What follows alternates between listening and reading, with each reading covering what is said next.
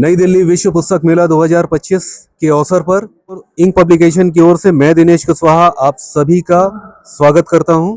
आज हमारे साथ जिनकी किताब मेरे हाथों में है, दस्तक, और इस किताब की रचनाकार कवित्री हमारे साथ अलका गुप्ता जी।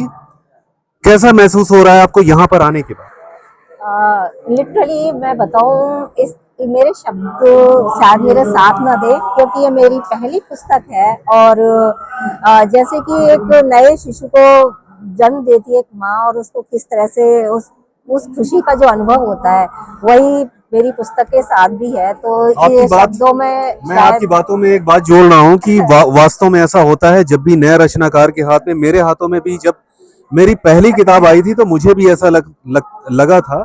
और वास्तव में एक जो पहली रचना होती है वो एक नवजात शिशु की तरह होती है। बिल्कुल। हाँ, आप आगे कह रही थी कुछ। हाँ नहीं, बस वही फीलिंग्स है, वही जज्बात है, वही संवेदनाएं है। तो आपने ये कैसे सोचा कि आप कविता, मतलब ये कविता है और पहली बार कविता भावों की एक अभिव्यक्ति है, कह सकते हैं। लेकिन मैं क्योंकि कहानी लिखता हूँ इसलिए मुझे नहीं मालूम कि कविता लिखते वक्त मन में कैसी चीजें चलती हैं और क्या भाव आते हैं। एक्चुअली मैं कविताएं, कहानियां सभी लिखती हूँ, लेकिन कविताओं में क्या होता है, एक कोई भी रचनाकार है बहुत कम शब्दों में अपनी पूरी बात कह जाता है। कहानियां या और कुछ विधा होती है, उसमें थोड़ा हमें एक्सप्लेन करना पड़ता है। बट कहते हैं ना, और ये कहावत भी है ना, जहां ना पहुंचे रवि वहां पहुंचे कवि। जी तो इस कवि की जो सोचने की शक्ति होती है, वो शायद बहुत दूर तक जाती है, और कम शब्दों में अपनी पूरी बात वो मैं आपको एक बात बताना चाहूंगा। मेरे साथ ऐसा है कि मैं जरूर जो है इस किताब के पूरा पब्लिशिंग का सब कुछ मेरे सामने से होकर गया था, लेकिन इसके बावजूद मुझे कविताएं सुनना पसंद है। मैं कविताओं को बहुत पढ़ने में मुझे थोड़ी सी जो है असुविधा होती है, क्योंकि जो लिखने वाला जो भाव है, लिखने वाला किस भाव से लिखता है ये मुझे नहीं पता रहता। लेकिन जैसे ही कोई कविता पढ़ता है या सुनाता है, मैं चाहता हूं कि इस पुस्तक से 4 लाइन आप जो जो लोग हमें देख पा रहे हैं उनके लिए। वैसे तो सारी ही कविताएं मेरी खुद की, मैं चाहता हूं आप अपनी पसंदीदा कविता इसमें से पढ़ें। इसमें मेरी सभी पसंदीदा है, बट मैं आपके लिए थोड़ा सा पढ़ना चाहूंगी। वैसे आजकल नारियों के लिए मैं कुछ पढ़ना चाहूंगी। जी बिल्कुल। ठहरो पल भर, सुनो नारियों, अब एक नई दिशा दो अपनी सोच को।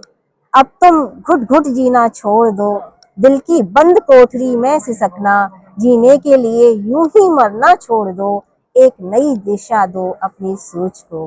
कौन क्या कहेगा सोचना छोड़ दो, होने दो दिल की आवाज मुखर, होठों पर लगे ताले सभी तोड़ दो, एक नई दिशा दो अपनी सोच को। बहुत खूबसूरत, बहुत ही सुंदर, बहुत ही खूबसूरत, और वास्तव में दिल को छू जाने वाली ये कविता है आपकी। और इसके माध्यम से आपने मेरे सामने, आंखों के सामने तो तस्वीरें पूरी चलने लगी।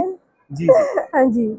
मैं जानना चाहता हूं कि जब आप इस पुस्तक को लिख रही थी और आपके मन में और क्या क्या चल रहा था, थोड़ा मैं और जानना चाहूंगा आपके बारे में, क्योंकि ये दूसरी मुलाकात है हमारी, एक मंच पर और एक यहाँ पर। जी। और बहुत कम अक्सर हमारी आपसे, मैं बताना चाहूंगा कि जरूर इस किताब का प्रकाशन यहाँ इंक पब्लिकेशन से हुआ है, लेकिन हमारी आपकी मुलाकात यहीं पर हुई है, इस विश्व पुस्तक मेले में, लेखक मंच पर। और ये आज दूसरी मुलाकात है, तो इसलिए मैं आपके बारे में बहुत कम जानता हूँ। मैं ये जानना चाहता हूँ कि कविताएं आप कब से लिख रही हैं? देखिए, एक्चुअली मैं जब बहुत छोटी थी तो एक कॉमिक्स, बाल कहानियाँ बचपन से ही पढ़ने का बहुत शौक था। और वो कहानियाँ, कॉमिक्स पढ़ते पढ़ते एक माइंड में अपनी अलग कविता, अपनी अलग कहानी चलने लगती थी। थोड़े उस टाइम लिखे, पन्ने फाड़े, लिखे, और बट जैसे जैसे बड़े हुए, फिर जीवन की आपाधापी में, जिम्मेदारियों में, सब वो धीरे धीरे दबता चला गया। लेकिन जो एक लेखिका थी और एक कवित्री थी मन के भीतर, वो कभी धूमिल नहीं हुई, कभी नहीं सोई। वो जहाँ भी जैसे भी उसको कोई ऐसी परिस्थिति दिखाई देती थी, कोई ऐसा दृश्य नजर आता था या अंदर ही कुछ उसके बहुत कुछ उमड़ता घुमड़ता था, तो वो पन्नों पर उतरता ही था। और फिर कोविड आया, कोविड के टाइम हम सभी को थोड़ा घर में बहुत ज्यादा रुकना पड़ा, तो उस समय ये सारी और इकट्ठा किया, उन सारी कविताओं को कहाँ कहाँ लिखी हुई थी, कहाँ कहाँ रखी हुई थी, एकत्र किया। और फिर उसके बाद मैंने पब्लिक बुक पब्लिश के लिए सोचा कि ये आनी चाहिए। फिर ऐसे ही बस। और बहुत ही शानदार। और सबसे बढ़िया जिसने भी इन किताबों इस किताब की तरफ नजर गई, दस्तक, आपने नाम ऐसा सोचा, ये कैसे आपने नाम सोचा कि इस किताब का नाम दस्तक ही होना चाहिए? देखिए। और क्योंकि आपकी ये पहली रचना है, जी। इसलिए मैं जानना चाहूंगा कि आपने अपनी पहली रचना को ऐसा टाइटल, एक दस्तक ही नाम आपने क्यों दिया?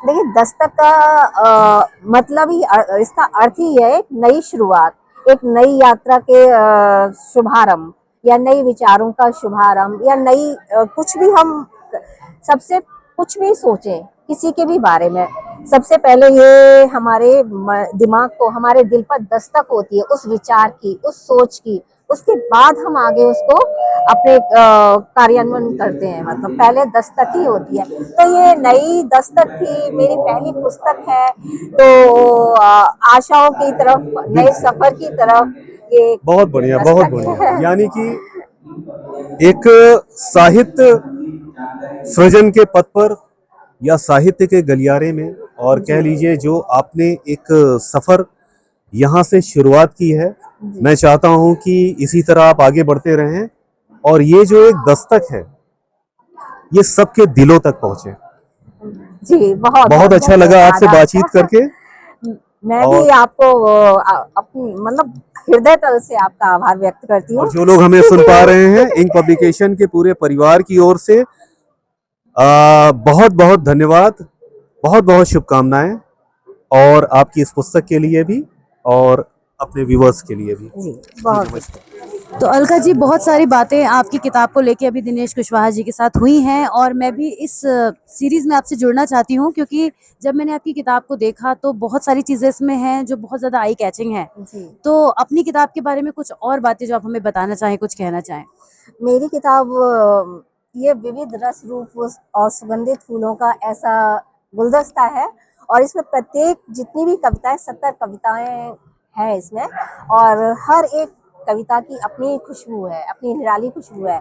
तो ये निश्चित रूप से क्या होता है, जब भी कोई व्यक्ति अपने जैसा के सामने, चाहे कोई वस्तु हो, व्यक्ति हो, तो उससे जुड़ जाता है, स्वतः ही जुड़ जाता है। बिल्कुल सही बात है। तो इस पुस्तक में जितनी भी कविताएं हैं, वो एक आम आदमी से लेकर विशेष तक सभी उससे अपना एक जुड़ाव महसूस करेंगे, और पाठकों को एक सकारात्मक सोच से भर देंगी ये कविताएं, और जीवन के विभिन्न पहलुओं को एक नए दृष्टिकोण से देखने के लिए नई दृष्टि प्रदान करेगी।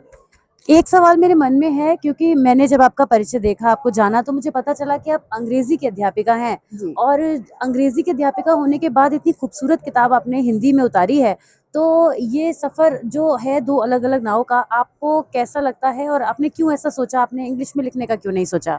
देखिए, मैं दोनों में ही लिखती हूँ, मैं इंग्लिश में भी लिखती हूँ, मैं हिंदी में भी लिखती हूँ, लेकिन क्योंकि हिंदी अपनी मातृभाषा है, कुछ है मेरे अंदर एक देश प्रेम कह लीजिए, देश से जुड़ी हर चीज। वो तो लक बाई चांस में ही इंग्लिश की टीचर बन गई, बट हिंदी से एक विशेष जुड़ाव, विशेष लगाव। मैं इंग्लिश पढ़ाते हुए इंग्लिश पढ़ाती हूँ, बट उसमें भी एक बच्चों को ये मैसेज जरूर देती हूँ, क्योंकि आजकल के बच्चों को हिंदी लिखना पढ़ना इतना, उनको इंग्लिश आती है, हिंदी नहीं आती। तो मैं वहाँ पे भी मैसेज देती हूँ कि अपनी मिट्टी से जुड़े रहो, और मिट्टी से जुड़ने के लिए सबसे पहले आपको अपनी भाषा आनी चाहिए, क्योंकि अपनी मातृभाषा ही आपको स्लेवगिरी, मतलब आप अपनी मातृभाषा जानते हो तो आप स्लेव नहीं हो, अदरवाइज आप स्लेव हो, एक दास हो। बिल्कुल, तो बिल्कुल। इसीलिए मैं सबसे ऊपर रखती हूँ अपनी भाषा को। आपके इन संवादों के बीच में मैंने एक कविता ढूंढी है जो मैं चाहूंगी आप हमारे पाठकों को सुनाएं, दर्शकों को पढ़कर सुनाएं। मेरे ख्याल से आपके भी हाथ में वही शायद पन्ना, देखिए इत्तेफाक की बात है कि वही पन्ना खुला हुआ है। कितना इत्तेफाक है ये कि मैंने आपसे जो चाहा वो तुरंत वो चीज हो गई। तो हिंदी माँ के आंचल सी, इस कविता को आप हमें एक बार कविता पाठ क्योंकि कीजिए। जैसे बताया हिंदी सच में मुझे इतनी अपील करती है, मतलब एक है ना, हिंदी भाषा है ही कुछ ऐसी कि आप अपने मन के जज्बातों को इतनी खूबसूरती से सबके सामने रख सकते हो, बिल्कुल। वो किसी भी भाषा में ऐसा नहीं नहीं है। है।